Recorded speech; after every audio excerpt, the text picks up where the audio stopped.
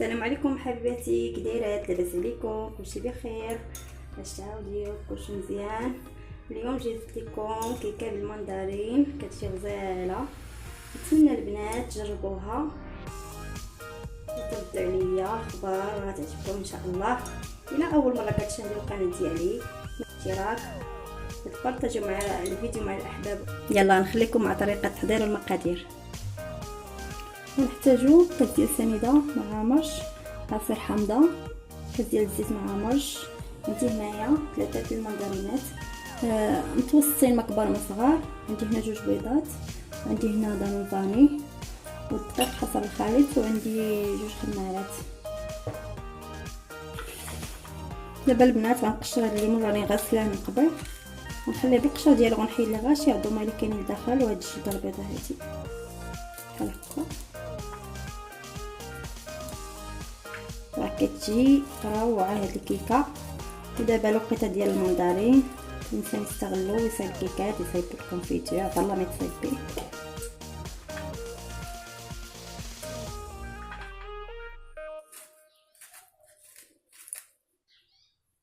نكتفوا العظومه حيدوهم صافي، غنقطعوها هكا.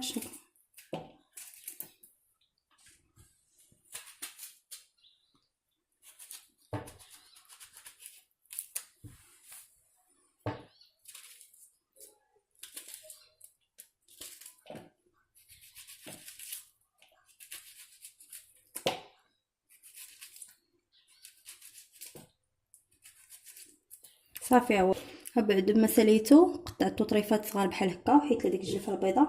دابا غناخذ البنات الخلاط، غندير فيها هاد الليمون ديالي نيشان بحال هكا،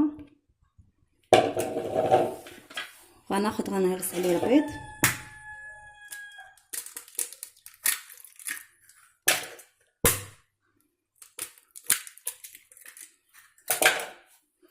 وغندير عليه كاس ديال سنيده،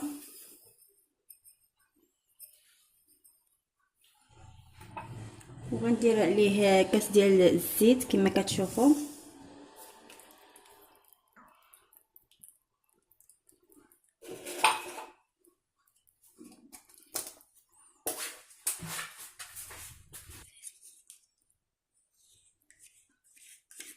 وغنزيد داك دانون،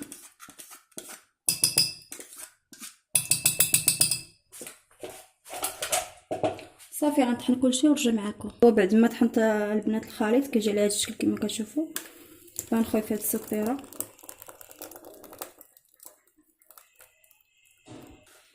هو كما كتشوفوا كيجي على هذا الشكل. دابا غنزيد عصير حامضه، غنخلط. هنا عندي الدقيق راه غربلته من قبل. دابا البنات غنزيد 2 خمارات كما كتشوفوا، غنغربلهم.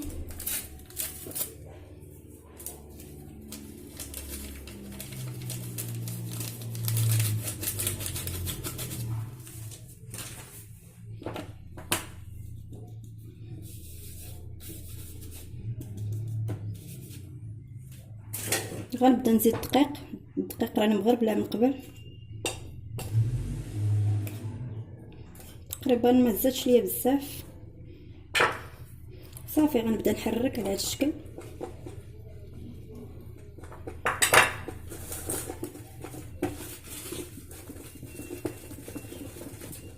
مازال غنزيد واحد شويه. غير البنات الخليط ديال الكيك ما تقصحوش، ما تجريوش، داير مدقص لكم.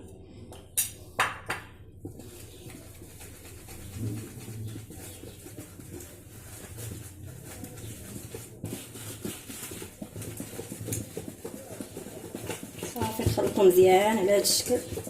شفتوا يجي بحال هذا الشكل.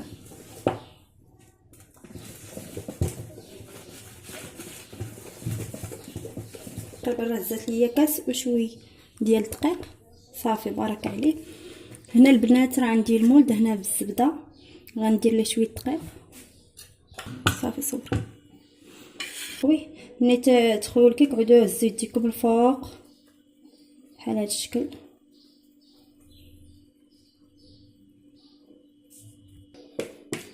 ونخوي داكشي اللي بقى ليا.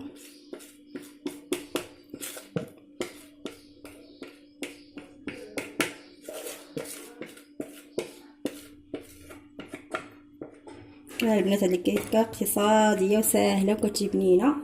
صافي دابا البنات هاني صايبتو غنديرو في الفران بارد البنات، وغنديرو عاد نشعل الفران ونخليه يطيب، وغندوز نصايب معكم الصفا باش غنسقيه. من بعد ما حطيت البنات الكيكه طيب لي في الفران، دابا غندوز نصايب معكم السيرو باش غنسقيها. غنليمون، عصير الليمون وجوج معالق كبار ديال السنيده. دابا غنخوي الليمون وغنزيدو جوج معالق ديال السنيده كبار، ونخلط كلشي ونردو فوق العافيه حتى يطبخ ليا. ها هي البنات الكيكه ديالي بعد ما وجدات كتجي على هذا الشكل. راني سقيتها بداك السيروم اللي وجدت معكم ودهنتها بالكونفيتير ودرت الكوك. كتجي البنات زويونه وفشته. دابا نقطع واحد الطريف قدامكم راه بقى سخونه. شفتوا البنات كتجي هشيشه وزوينه، كتجي على هذا الشكل كما كتشوفوا. راه كتجي فنه البنات، واحد الريحه زويونه. يلا بسلامه، نتلاقاو في فيديو جديد ان شاء الله.